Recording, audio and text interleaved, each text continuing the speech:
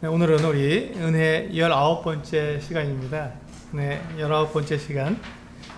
오늘 그 말씀의 제목은 은혜에 대한 올바른 반응은 감사와 사랑입니다. 은혜에 대한 올바른 반응은 감사와 사랑입니다. 라는 제목으로 말씀을 나누도록 하겠습니다.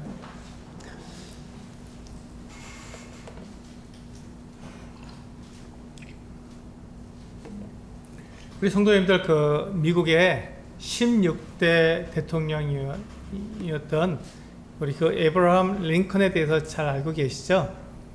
워낙 유명한 분이고 그분이 이제 남북 전쟁에서 승리함으로 노예 해방을 이렇게 이룬 정말 이 그리스도의 이름으로 믿음으로 이 나라를 다스렸던 믿음의 사람이고, 그래서 이제 그 책 중에 보면 백악관을 기도실로 만든 링컨이라고 하는 책도 있습니다. 참 백악관이 정치를 하는 것이 아니라 기도를 통해서 하나님께서 다스리도록 그렇게 하나님을 의지하고 하나님을 섬겼던 유명한 분이죠. 이 에이브럼 링컨에 관한 여러 가지 일화들이 있는데 오늘 제가 한 가지 일화를 말씀을 드리겠습니다. 미국 남부에 굉장히 최남단이죠. 뉴 얼리언스라고 하는 주가 있는데요. 남부기 때문에 여기가 이제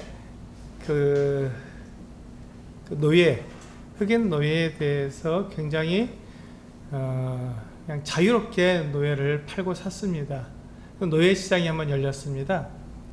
남부 뉴 얼리언스에서 노예 시장이 열려서 흑인 혼혈 소녀를 경매에 이렇게 넣게 되었는데 사람들이 이제 입찰이 시작되니까 이제 입찰가를 경매가를 부르기 시작했습니다. 근데 이 미국 북부의 억양을 쓰는 한 신사가 아주 그냥 확신에 찬 목소리로 경매가를 부르는 것이었습니다.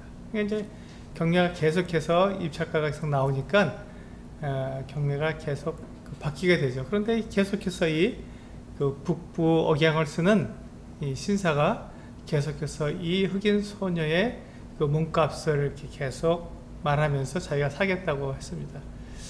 결국 이 소녀에 대한 몸값으로 그 당시 1,450불, 지금 돈으로 하면 한 160만 원 정도 이상 되겠죠.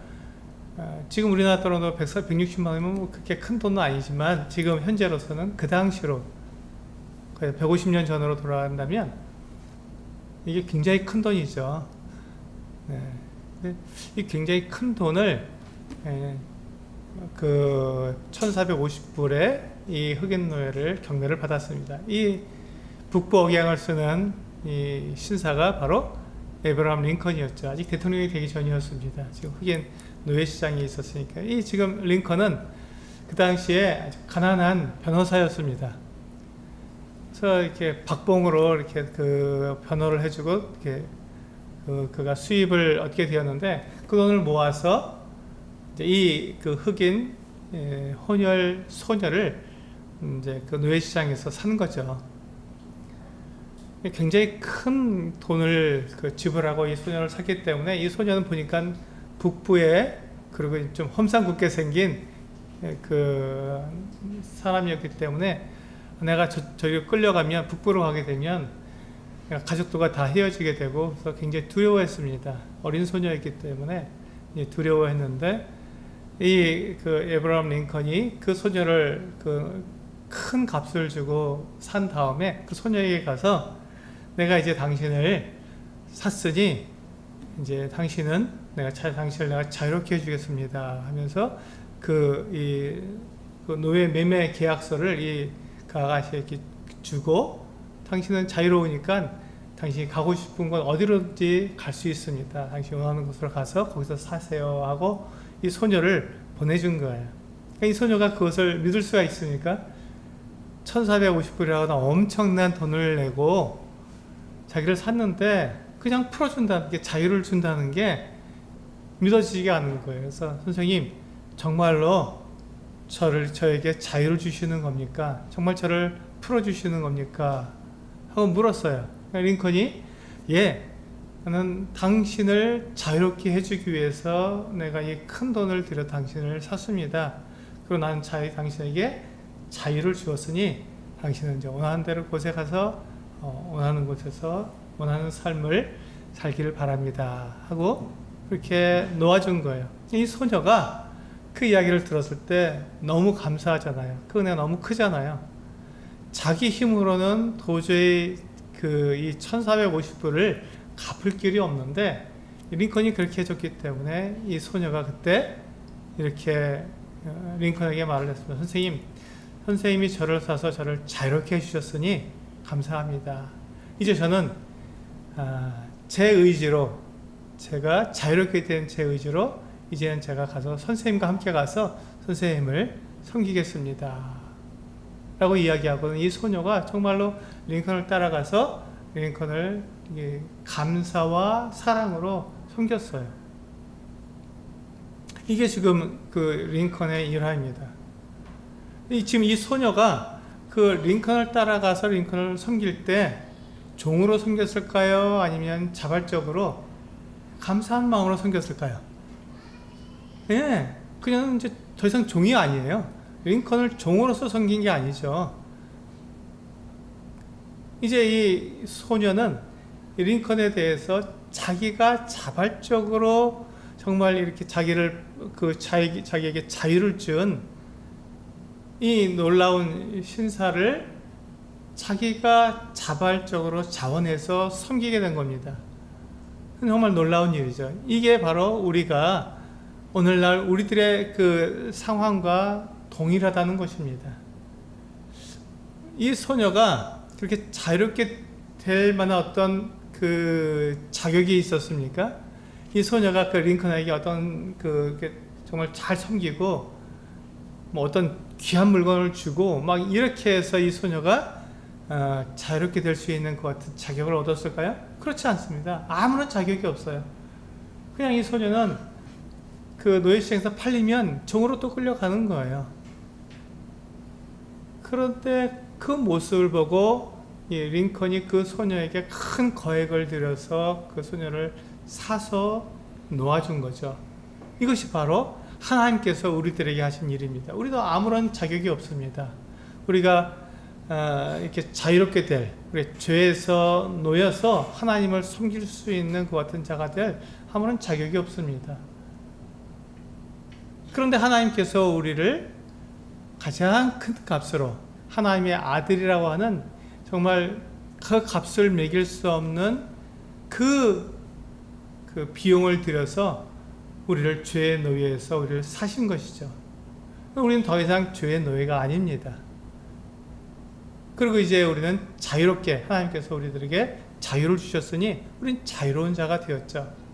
그리고 우리에게 자유롭게 살라고 말씀하셨습니다. 그래서 우리는 이 소녀처럼 나를 자유롭게 하신 그분에게 감사하는 마음과 그분을 사랑하는 마음으로 나는 하나님의 종이 아니지만 하나님을 그렇게 섬기는 것입니다. 이 소녀가 결코 종이 아니지만 링컨을 섬겨드린 것처럼 우리도 그렇게 하나님을 자발적으로 하나님을 섬기는 것이죠. 내가 종이기 때문에 무섭기 때문에 내가 하나님을 억지로 섬기는 것이 아니라 나를 그렇게 구해 주시고 나에게 영원한 생명을 주시고 나를 죄에서 건져 주신 그 하나님, 그 하나님의 그 사랑과 그 은혜에 감동이 되어서 그분을 내가 자발적으로 섬기게 되는 것이죠. 이것이 우리들의 모습입니다. 이게 은혜고요. 그렇다면 내가 하나님을 내가 자발적으로 내가 감사와 사랑의 마음으로 섬긴다면, 그렇다면 우리가 하나님께서 무엇을 원하시는지 하나님의 방법과 하나님의 길을 우리가 알아야 한다는 것입니다. 그래서 하나님을 섬겨야 되는 것이죠. 자, 이 소녀가 링컨을 따라서 이제 북부로 갔습니다. 그리고 이제 링컨을 섬긴다면 이 소녀는 어떻게 섬겨야 할까요?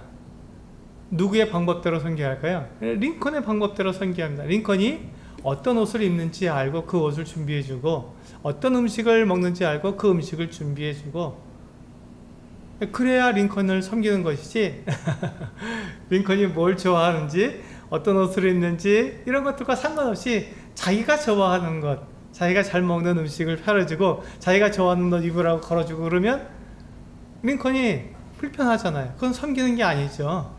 그건 섬기는 게 아닙니다. 그래서 이 소녀가 링컨을 섬기기 위해서는 링컨이 무엇을 좋아하며 어떤 것을 원하며 어떻게 섬겨드려야 되는지를 그것을 묻고 아는 거죠. 알게 되면 어떻게 합니까? 그러면 그 방법대로, 내 방법이 아니라 그 링컨의 방법대로 그렇게 해줌으로써, 도와줌으로써 링컨이 자기의 삶을 이렇게 편안하게 살아갈 수 있도록 도와주는 것이죠. 이것을 섬김이라고 합니다. 우리도 마찬가지입니다. 우리가 하나님을 섬긴다고 했으면, 우리는 어떤 방법으로 하나님을 섬겨야 합니까? 내 방법대로요? 그렇지 않습니다. 그렇지 않아요. 그건 섬김이 아니죠. 하나님의 방법, 하나님의 길을 따라서 우리는 하나님을 섬겨야 하는 것이죠. 그렇다면 하나님의 방법, 하나님의 길을 우리가 알 수 있는 방법이 뭘까요? 어떻게 하면 알 수 있나요, 그것을? 이 소녀는 아마 그 링컨에게 물었을 거예요. 제가 어떻게 해드리면 될까요? 하고 물었을 거예요. 그러면 이렇게 하라. 그러면 그렇게 하면 되는 거죠. 그럼 우리는 하나님의 방법, 하나님의 길을 우리는 어떻게 알 수 있을까요? 딱 한 가지 방법밖에 없습니다. 성경을 통해서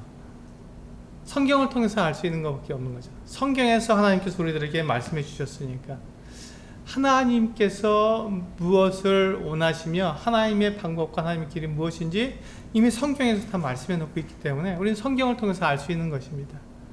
그럼 성경에 기록되어 있는 하나님의 방법을 한마디로 말하면 무엇일까요? 하나님께서 우리들에게 하나님께 감사하고 하나님을 사랑하는 마음으로 하나님을 섬길 수 있도록 하나님께서 우리들에게 주신 그 방법을 한마디로 말하면 율법입니다. 율법. 그래서 우리가 하나님께서 우리들에게 보여주신 하나님의 그 거룩하신 기준, 우리 사람들이 하나님을 향해서 살아갈 수 있도록 주신 그 기준은 율법입니다. 그래서 우리가 율법을 통해서 하나님 앞에 내가 얼마나 감사한지, 내가 얼마나 하나님을 사랑하는지를 그 율법을 통해서 우리가 표현할 수 있는 것이죠. 여기서 우리가 오해하지 말아야 할 것은 율법을 통해서 우리가 하나님의 은혜와 하나님의 사랑을 입는 것이 아닙니다. 하나님께서 우리를 사랑하시고 우리에게 은혜를 베푸시는 것은 내가 어떠한 것을 해서가 아니라 하나님이 사랑이시고 하나님께서 우리를 은혜를 베푸시기로 작정하셨기 때문에 우리에게 베푸시는 것이지, 나의 어떠함을 통해서 내가 율법을 잘 지켰기 때문에 나에게 은혜를 베푸시거나 나에게 사랑을 베푸시는 것이 아니라는 것입니다. 그러니까 율법은 하나님의 은혜나 하나님의 사랑을 받기 위한 도구가 결코 아닙니다. 그러나 율법은 우리가 하나님을 섬기는 도구가 되는 것이죠. 우리가 하나님을 섬기는 도구는 율법입니다. 그래서 우리 여기 보시면요, 로마서 6장 12절에서 16절을 보시면 이와 같이 말씀하고 있습니다. 제가 읽겠습니다. 그러므로 너희는 죄가 너희 죽을 몸을 지배하지 못하게 하여 몸의 사욕을 순종하지 말고, 또한 너희 지체를 불의의 무기로 죄에게 내주지 말고, 오직 너희 자신을 죽은 자 가운데서 다시 살아난 자 같이 하나님께 드리며 너희 지체를 의의 무기로 하나님께 드리라. 죄가 너희를 주장하지 못하리니 이는 너희가 법 아래에 있지 아니하고 은혜 아래에 있음이라.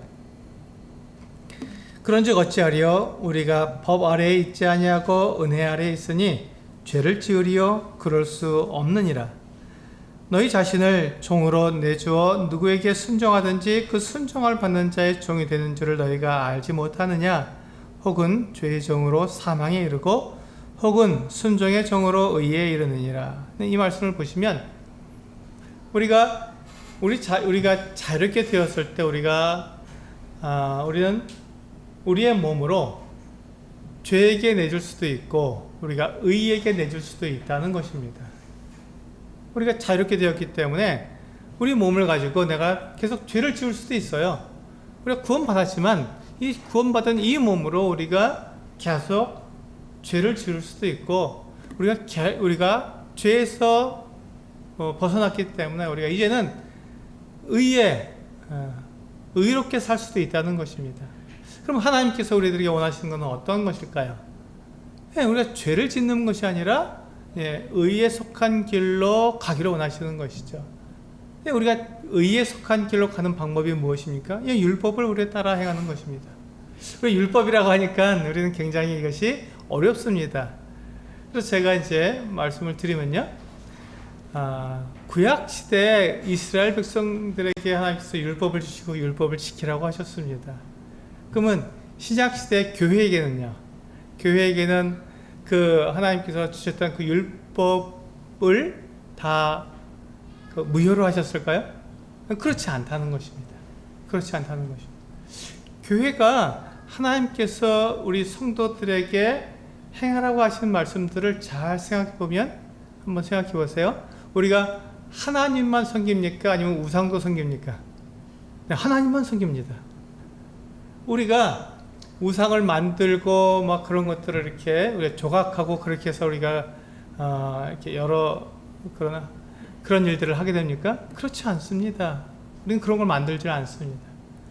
그 다음에 우리가 하나님의 이름을 망령되게 우리가 부릅니까? 망령되다는 것은 정신이 없다, 넋이 빠졌다. 그래서 막 하나님의 이름을 함부로 부르는 것을 말하죠. 하나님의 이름을 막 아무데나 써버리는 거. 우리 그렇게 하십니까? 네, 그렇게 안 합니다. 그리고 우리가 부모를 공경합니까?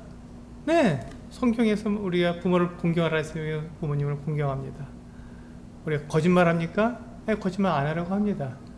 살인합니까? 네, 두려워합니다. 살인하는 것을. 간음합니까? 굉장히 우리는 그것을 두려워하죠. 도둑질하는 것 어떻습니까? 네, 절대로 금하죠. 그리고 우리가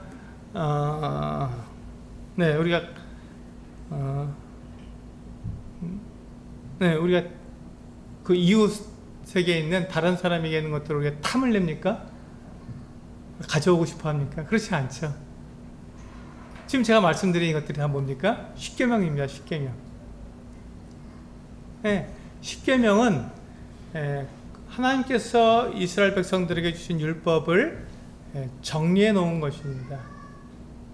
이스라엘 백성들이 하나님께 주신 율법을 다 외울 수가 없으니 다 그냥 이렇게 적용할 수 없으니까 10가지로 해놓고 그 10가지를 통해서 내가 거기에 적용되는지를 살펴보고 그것이 그 어떤 분류가 있으면 그것이 또 율법으로 들어가서 자세하게 찾아볼 수 있도록 되어 있는 것이기 때문에 이 십계명이 곧 율법에 정리된 것들입니다. 그럼 우리는 어떤가요? 우리는 이 십계명을 따라서 살고 있습니까? 예, 우리도 십계명을 따라 살고 있습니다. 우리가 교회가 하나님을 섬기는 방법은 이 율법을 따라 섬기는 거예요. 그런데 우리가 오해하지 않아야 될 것은 율법을 통해서 우리가 하나님의 은혜를 입거나 율법을 통해서 우리가 하나님의 사랑을 입으려고 하는 것은 결코 아니라는 것입니다. 하나님은 그것을 내가 율법을 잘 지킨다고 해서 나에게 은혜를 베푸시거나 사랑을 베푸시는 것은 아니죠. 하나님의 은혜는 받을 자격이 없는 자에게 하나님께 베푸시는 호의이기 때문에 그것과 상관없이 하나님께서 우리들에게 은혜를 베푸십니다. 우리를 사랑하시는 거예요. 그럼에도 불구하고 이제 우리가 하나님의 그와 같은 은혜와 사랑을 내가 알게 되었을 때 그렇다면 나는 하나님께 감사와 사랑을 표현하고 싶은데 어떻게 표현하겠냐는 것이죠.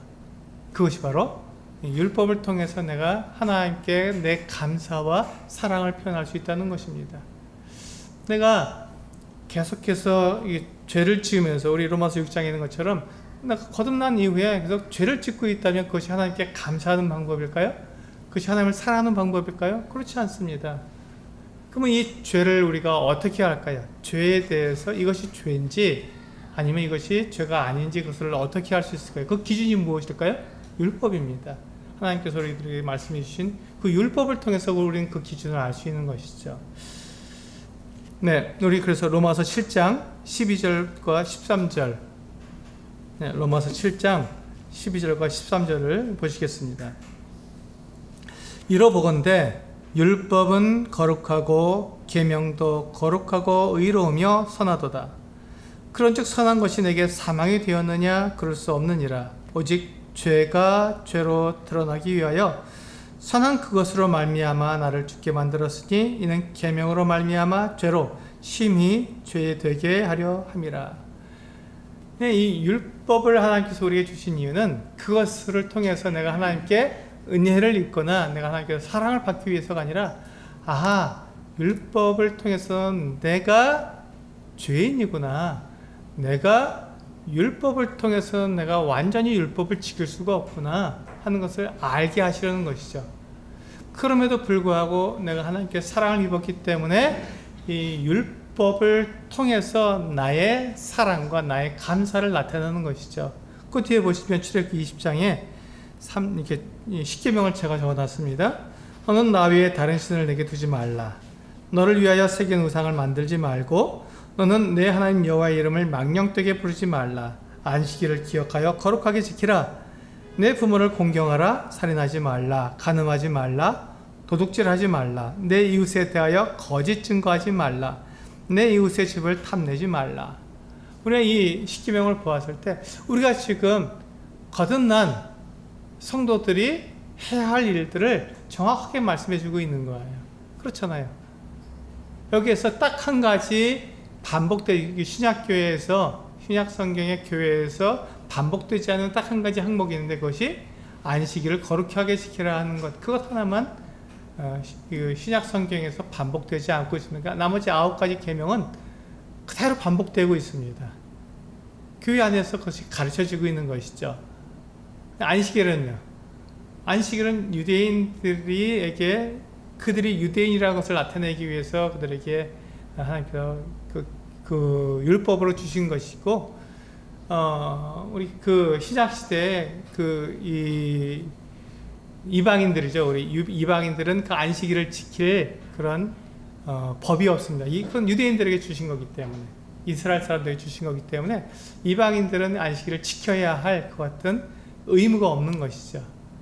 그래서 우리는 어떻게 합니까? 안식 후 첫날인 주님께서 부활하신 이 주일에 우리가 주님의 그 부활하심을 기억하고 주님께서 우리를 위해서 자신의 몸을 내어주신 것을 기억하기 위해서 우리는 주의 만찬을 통해서 주님을 기억하고 예배하고 또 말씀을 통해서 하나님의 뜻을 알기 위해서 주일날 모이는 것입니다. 우리가 주일날 모이는 것은 안식일이 아니죠. 안식일은 토요일이에요. 엄밀하게 말해서 금요일 저녁부터 토요일 저녁까지, 이 토요일이 안식일입니다. 근데 우리는 안식일을 지키지 않습니다. 그래서 이 안식일을 기억하여 거룩하게 지키라는 이 항목만 신약 성경에서 다시 가르쳐지지 않고 있습니다. 왜냐하면 이것은 이방인들에게 해당되는 내용이 아니기 때문에 반복되지 않는데 나머지 9가지 계명은 그대로 교회에서 가르쳐지고 있습니다. 우리 마태복음 5장에서도 주님께서 이렇게 말씀하셨습니다. 주님께서 말씀하신 것들 한번 볼까요? 마태복음 5장 17절에서 19절.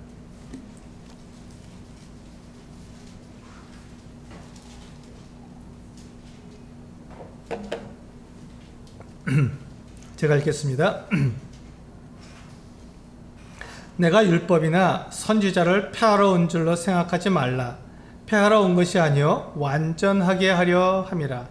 진실로 너희에게 이르노니 천지가 없어지기 전에는 율법의 1.1획도 결코 없어지지 아니하고 다 이르리라.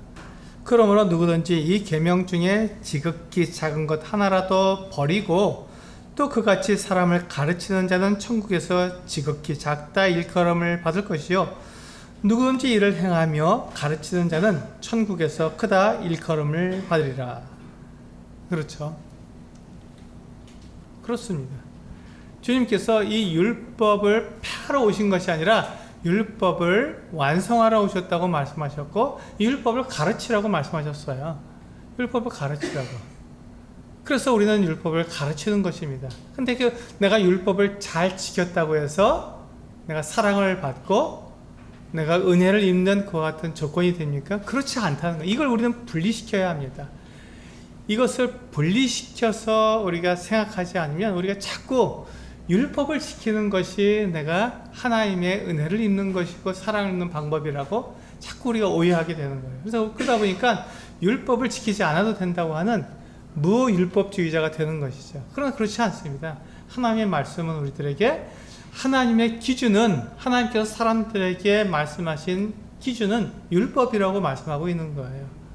그래서 신약 성경에서 교회가 가르치는 그 가르침 안에는 십계명의 내용이 그대로 가르쳐주고 있습니다. 안식일을 제외한 나머지 9가지 계명이 정확하게 그대로 가르쳐주고 있고 우리가 그대로 행하고 있는 것이죠.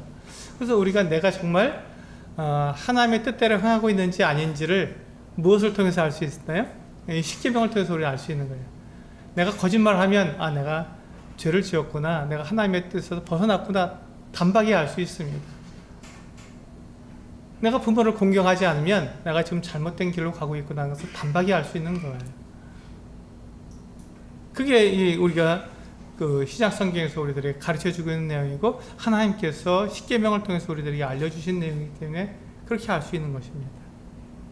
그래서 우리가 하나님을 섬긴다, 하나님께 내 감사와 사랑을 나타내고 싶다. 그럴 때 우리는 무엇으로 그렇게 할 수 있다고요? 이 율법을 통해서 그렇게 할 수 있는 것입니다. 내 감사와 사랑을 표현하는 방법이 율법이지 하나님께 은혜와 사랑을 받는 도구는 결코 아닙니다. 이것이 구분되어야 할 내용입니다. 우리 로마서 3장 20절에서 율법의 분명한 목적을 우리들에게 정확히 이야기해 주고 있습니다. 로마서 3장 20절 그러므로 율법의 행위로 그의 앞에 의롭다 하심을 얻을 육체가 없나니 율법으로 하나님께 의롭다함을 받을 사람이 없습니다. 하나님께 은혜를 받을 만한 자격을 갖출 사람이 없는 거죠. 하나님 저 이만큼 했으니 하나님 저에게 은혜를 베풀어 주셔야 하고 제가 하나님께 사랑을 받을 만한 자격이 있습니다 라고 말할 사람이 단 한 사람도 없다는 것입니다. 한 사람도 없어요.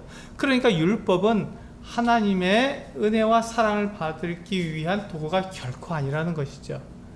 그렇다면 율법은 무엇입니까? 율법으로는 죄를 깨달음이니라. 율법으로는 내가 하나님 앞에 죄인이군요. 하나님 제가 이와 같은 부분에서 하나님께서 말씀하신 이와 같은 부분들을 제가 다 온전하게 지키지 못하고 있습니다 라고 내가 고백할 수밖에 없는 그와 같은 존재라는 것을 깨닫는 것입니다. 그러니까 우리는 어떻게 합니까? 내가 그와 같은 존재임에도 내가 하나님의 은혜와 사랑을 받을 그런 자격이 없는 존재임에도 하나님께서 내 모든 죄를 용서해 주시고 나를 하나님의 자녀로 삼아 주셨으니 그 은혜가 너무 크니까 내가 감사하고 그분을 내가 자발적으로 그분을 섬기고자 하는 마음이 있는 것이죠. 그 자발적으로 내가 하나님을 섬기고자 하는 그 감사와 사랑의 마음이 어디서 나온다고요? 율법에서 나오는 것입니다. 율법을 보면 볼수록 내가 자격이 없다는 것을 정확하게 알 수 있는 거예요.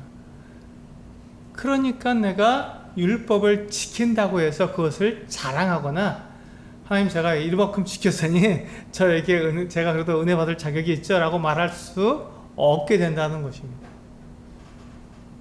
그래서 그렇지만 내가 이 율법을 통해서 하나님의 그 은혜와 사랑을 받을 수 없지만 내가 그 하나님의 은혜를 받은 사람이 이 하나님의 그 기준을 버리고 하나님의 그 길을 버리고 하나님의 방법을 버리고 여전히 죄 가운데로 달려갈 수는 없다는 것입니다.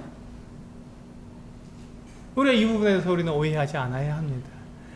내가 하나님의 그 은혜와 사랑을 입었는데 이제 나는 자유롭게 됐으니 내가 내 마음대로 내가 죄 가운데 나를 버려두겠다라고 말할 수가 없다는 것이죠. 그렇다면 내가 죄 가운데 들어가지 않고 하나님께로 내가 나아갈 수 있는 방법, 하나님께 감사와 사랑을 나타낼 수 있는 방법은 율법을 통해서 그렇게 나타낼 수 있다는 것입니다.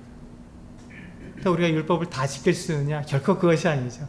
내가 율법을 다 지키지 못하기 때문에 나의 그 자격 없음을 하나님께 고백하고 하나님의 그 은혜에 감사함으로 또 내가 그 율법을 지켜나가고 이렇게 선순환이 되는 것이죠.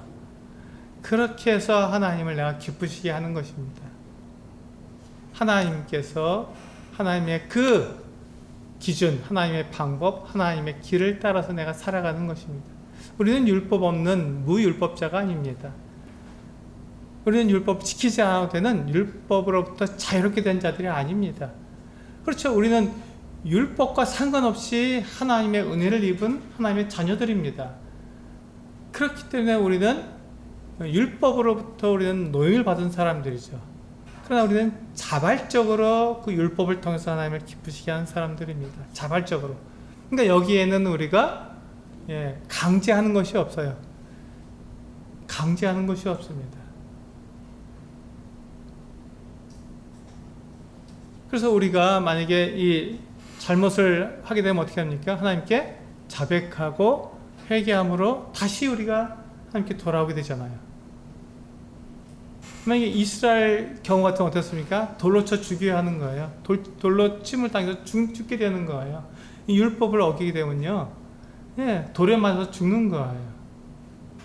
그런데 우리 신약시대 교회 성도들은 어떻습니까? 율법을 어겼다고 해서 우리가 돌에 맞습니까? 그렇지 않죠?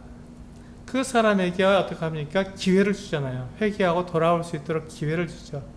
자백하라고 하고 그가 자백하게 되면 하나님께서 다시 그걸 회복시켜 주시고, 근데 그것이 안 될 경우에 그에게 자백하고 하나님께 돌아오라 했는데 그것이 잘 안 될 경우에, 그리고 교회가 여러 번 그같이 악한 일에 그가 계속해서 그 악한 일을 행하고 그렇게 해서 교회와 하나님의 이름을 어렵게 만들었을 때 그렇게 하지 않아야 됩니다.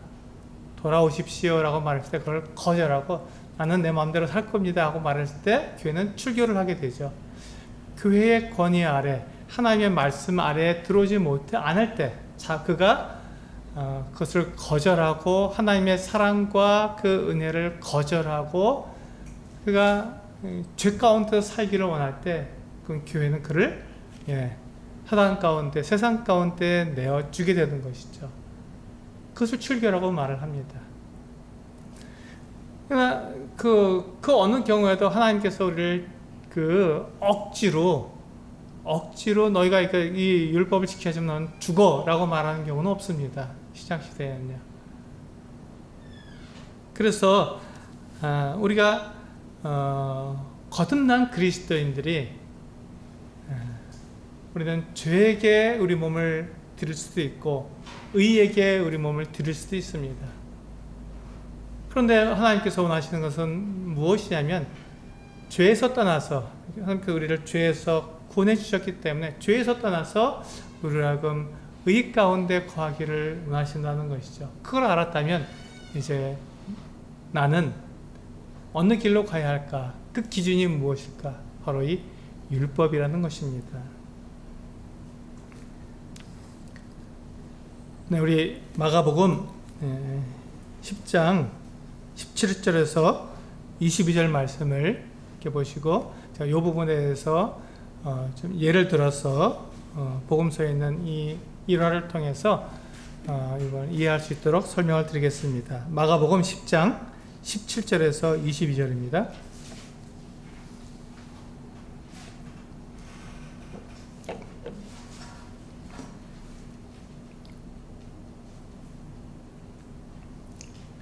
네, 마가복음 10장 17절에서 22절.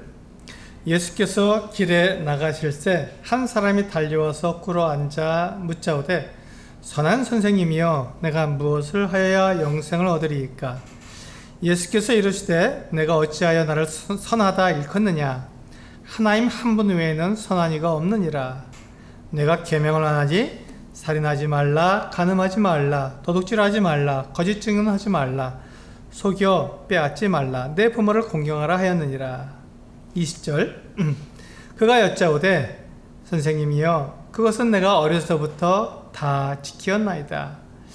예수께서 그를 보시고 사랑하사 이르시되 내게 아직도 한 가지 부족한 것이 있으니 가서 내게 있는 것을 다 팔아 가난한 자들에게 주라. 그리하면 하늘에서 보화가 내게 있으리라. 그리고 와서 나를 따르라 하시니 그 사람은 재물이 많은 거로 이 말씀으로 인하여 슬픈 기색을 띠고 근심하며 가니라. 여기 보시면 한 사람이 이제 예수님께 달려와서 그 무릎을 꿇고 구했습니다. 그 구한 것이 무엇입니까? 선생님, 내가 무엇을 해야 영생을 얻을 수 있습니까? 라고 물었습니다. 근데 지금 이 사람이 물을 때 사용한 그 용어를 잘 알아야 합니다. 내가 무엇을 하여야 영생을 얻으리까? 이 사람은 영생을 얻는데 자기가 무엇을 하면 영생을 얻는 것으로 생각했어요. 영생을 무엇을 하면 얻을 수 있는 그 같은 종류로 알았던 것입니다. 근데 영생은 어떻게 얻는 것이죠? 영생은 여기서 이제 얻으리가 이렇게 되어 있지만 사실은 상속받으리가라는 말로 되어 있습니다. 내가 무엇을 하여야 영생을 상속받으리까 이렇게 되어 있습니다. 여러분 상속을 받는다고 하는 것은 내가 부모님께 잘 해야 상속을 받습니까? 그렇지 않습니다. 상속은요 태어나면 상속을 받는 것이죠. 상속받을 자격이 있는 것. 태어났기 때문에 그가 상속받을 자격이 있는 것이지 그가 뭐 좋은 대학에 들어가고 뭐 공부를 잘하고 돈을 잘 벌고 이래야 상속받을 자격이 있는 것이 아닙니다. 상속 자격은 그가 자녀로 태어났느냐 그렇지 않느냐에 있는 것이죠. 아무런 같은 조건이 아닙니다. 우리도 마찬가지입니다. 우리가 하나님께 영생을 얻는 것, 하나님의 자녀로 태어나는 것, 거듭나는 것은 내가 무엇을 하여야 그 자격을 얻는 것이 아니라 하나님의 이와 같은 은혜와 사랑 가운데 내가 태어나면 나에게 자연스럽게 주어지는 것입니다. 자동적으로 주어지는 거예요. 내가 거듭난 이후에 어떻다고 로마서 6장에서 본 것처럼 내가 죄에게 내 몸을 드릴 수도 있고 의에게 내 몸을 드릴 수도 있지만 그렇다고 해서 그것이 나의 이 상속자의 자격, 상속자로서의 그 권리를 바꾸는 것이 아니잖아요. 태어나면 그가 상속자의 권리를 갖는 것처럼 우리도 마찬가지라는 것이죠. 그래서 우리가 살아가는 동안에 하나님을 기쁘시게 못할 때도 있어요. 우리가 죄를 지을 때가 있습니다. 그것 때문에 내가 하나님의 자녀된 이 모든 권리를 잃어버릴까요? 그렇지 않다는 것이죠. 그렇지 않다는 것입니다. 그럼 우리는 어떻게 해서 내가 죄를 지은 것을 하나님 앞에서 내 그 권리를 그대로 유지하고 나아갈 수 있을까요? 우리가 자백하고 회개하라는 것입니다. 그게 바로 우리가 자백하고 회개하라는 것이죠. 우리가 그렇게 하게 되면 하나님께서는 7번씩 70번이라도 우리를 용서해 주시는 분이십니다. 7번씩 70번이라도 우리를 용서해 주시는 분이세요. 우리를 회복시켜 주시는 분이라는 것입니다. 그것을 우리 요한일서 1장 8절, 9절, 10절에서 우리들에게 분명하게 약속하고 계시지 않습니까? 바로 그것입니다. 그런데 이 지금 사람은 예수님께 나와서 내가 무엇을 하여야 영생을 상속받습니까? 라고 물어본 거예요. 잘못됐죠. 이 사람의 질문이 잘못된 거고 영생에 대해서 그가 잘못 알고 있었던 것입니다. 하나님의 은혜에 대해서 잘못 알고 있었던 것이죠. 그래서 예수님께서 그에게 뭐라고 말합니까? 내가 계명을 안 하니 계명을 지켜라 하고 말씀해 주셨습니다. 왜 그럴까요? 계명을 완전히 지켜서 하나님께 의롭다함을 입을 사람이 없기 때문에 내가 무엇을 해서 영생을 얻는 것이 아니군요 하는 것을 알 수 있도록 주님께서 이 사람에게 가서 계명을 지키라고 말해준 것입니다. 그 계명이 무엇입니까? 십계명을 말씀해 주셨어요. 가서 십계명을 지켜라. 이 사람이 뭐라고 대답했습니까? 선생님, 그것은 내가 어려서부터 다 지키었나이다. 정말 이 사람이 대단한 사람이죠. 그가 어려서부터 이 십계명을 다 지켰다는 것입니다. 그러니까 그는 율법으로 봤을 때 율법이 하는 그 율법의 목적을 그는 잘 몰랐던 것이죠. 율법을 통해서 하나님, 제가 죄인입니다. 제 행위로 제가 무엇을 하여서 하나님께 은혜를 입을 수 없는 자입니다. 그런 자격이 없는 자입니다 라고 그 자신을 율법을 통해서 그가 보고 내가 그 계명을 다 이룰 수 없는데 어떻게 합니까? 라고 물었어야 됐는데 이것들은 내가 어려서부터 다 지켰나이다. 내가 또 무엇을 해야 합니까? 라고 물은 거예요. 이 사람이 율법을 잘못 알고 있었고 자기 자신에 대해서 잘못 생각하고 있었던 것이죠. 그래서 예수님께서 이 사람에게 내가 너에게 한 가지 부족한 것이 있는데 내가 가서 내 재물을 다 팔아서 그것으로 가난한 사람들에게 나눠주고 너는 나를 좇으라 이렇게 말씀하셨습니다. 이렇게 말씀하셨어요. 그러니까 하나님, 예수님께서 이 사람이 가지고 있는 이 계명에 대한 오해를 완전히 다 바꿔주신 것이죠. 계명에 대한 오해를 예수님께서 그에게 바꿔주셨습니다. 네가 계명을 다 지키고 있다고? 그렇지 않다라고 말씀해 주신 것이죠. 왜 그렇습니까? 이 사람은 자기가 선하다고 말하는 것이 계명을 다 지켰으니 자기가 얼마나 의롭습니까? 의롭다고 하나님 앞에서 나는 의로운 사람입니다 라고 말을 하는 거예요. 근데 하나님 앞에 의로운 사람은 단 한 사람도 없지요. 만약에 그가 스스로 계명을 다 지켜서 의로운 사람이 되었다면 그가 하나님이잖아요. 그가 하나님이 되는 거죠. 그렇다면 이 사람은 자기 스스로를 높여서 하나님처럼 된 사람이기에 이 사람은 우상을 숭배하고 있는 것이죠. 자기 스스로가 하나님처럼 되었기 때문에 하나님과 이 사람이 동등한 위치에 있는 것입니다. 이 사람은 그걸 몰랐던 거예요. 자기가 하나님의 계명을 다 지키면 자기가 그 같은 하나님의 영생을 얻을 수 있는 자격이 있다고 생각한 것이죠. 근데 그 영생은 상속으로 주시는 거고 하나님의 은혜로 베푸시는 거예요. 이 사람은 그것을 오해했던 것입니다. 우리도 그 같은 오해를 할 수 있습니다. 내가 하나님의 그 은혜를 막 지켜나가다 보면요, 어떤 오해를 하냐면 내가 그 율법을 지킴으로써 하나님께 감사와 사랑을 나타내는데 거기까지는 좋은데 율법을 계속 지켜나가다 보면 다른 사람을 보게 됩니다. 나는 이 정도로 지키는데 저 사람은 이 정도밖에 못하네? 내가 더 많이 잘 지키고 있구나.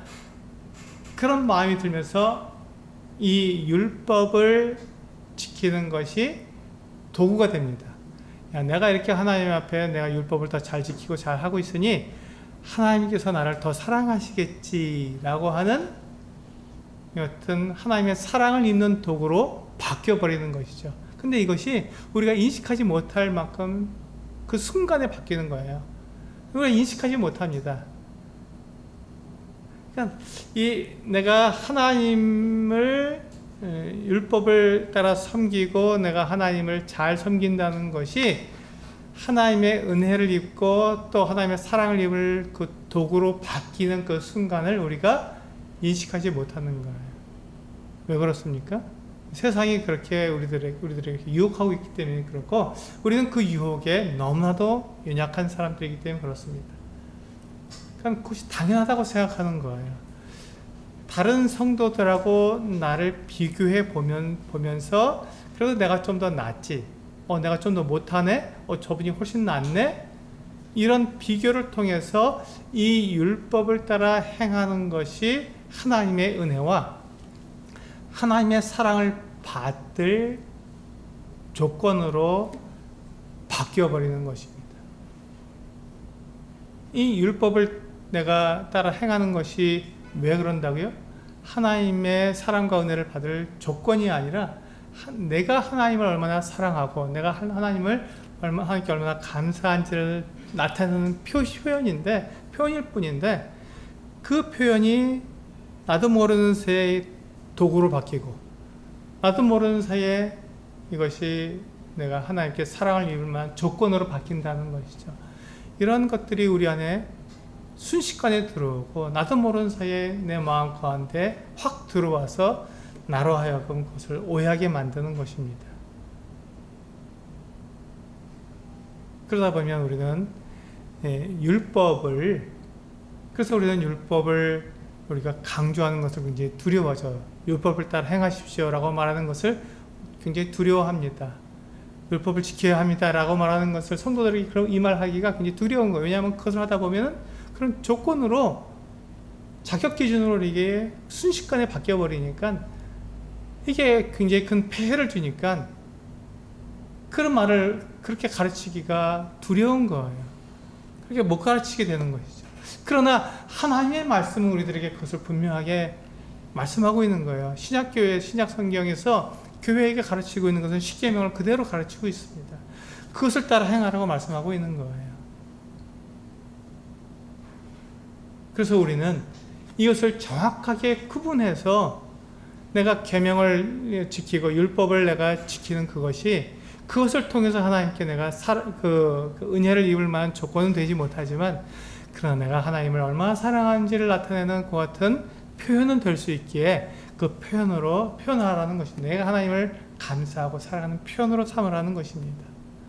그렇게 되면 내가 하나님을 온전하게 섬길 수 있는 것이죠. 하나님의 방법대로 하나님의 길로 내가 하나님을 섬길 수 있는 것입니다.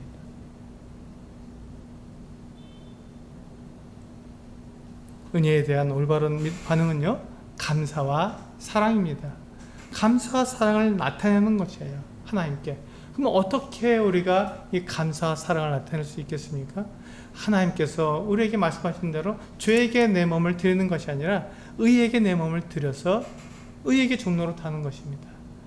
하나님께서 우리들에게 말씀하신 그 기준, 그 의의 기준인 이 율법을 따라서 우리가 행하면서 그럼 그 가운데에서 그것으로 내가 하나님의 은혜와 사랑을 입는 것이 아니라 그것은 하나님께서 나에게 상속으로 주시는 것이고 나에게 하나님의 은혜로 주시는 것이고 내가 하나님을 사랑하고 하나님께 감사를 나타내는 방법으로 내가 율법을 따라 살아가는 것입니다. 이게 굉장히 우리에게 혼란스러운 것이고 자칫하면 이게 혼동 줄 수 있는 그런 내용이지만 그러나 이것은 우리들에게 분명한 것입니다. 이것을 우리가 우리 마음 가운데 분명히 두고 하나님을 섬겨 나갈 때 하나님 우리를 기뻐하시고 우리들에게 또한 하나님께서 계속해서 하나님 뜻을 우리에게 나타내 주시는 것이죠. 우리가 더욱더 하나님을 닮아갈 수 있도록 예수 그리스도를 닮아갈 수 있도록 우리들을 계속해서 우리를 인도해 주십니다. 더 성장하게 해주시고 그것이 바로 우리가 이 율법을 통해서 우리가 하나님께 나를 나타내는 나의 사랑과 나의 마음을 나타내는 방법입니다. 이게 사실 우리가 이게 어려운 것은 우리가 비교하기 때문입니다. 비교는 교만을 낳게 되고 교만이 결국은 우리를 하나님으로부터 멀어지게 하는 그런 죄를 짓게 하기 때문에 우리는 이 부분에 대해서 굉장히 조심하게 됩니다. 그래서 이제 우리가 하나님을 사랑하는 마음은 하나님의 말씀을 따라서 그대로 우리가 섬겨나가는 것이다 라고 말씀을 드리겠습니다. 혹시 이 부분에 대해서 궁금하신 거 있으면 언제든지 물어주시고 같이 교제하면 좋겠습니다. 네, 같이 기도하시고 마치도록 하겠습니다.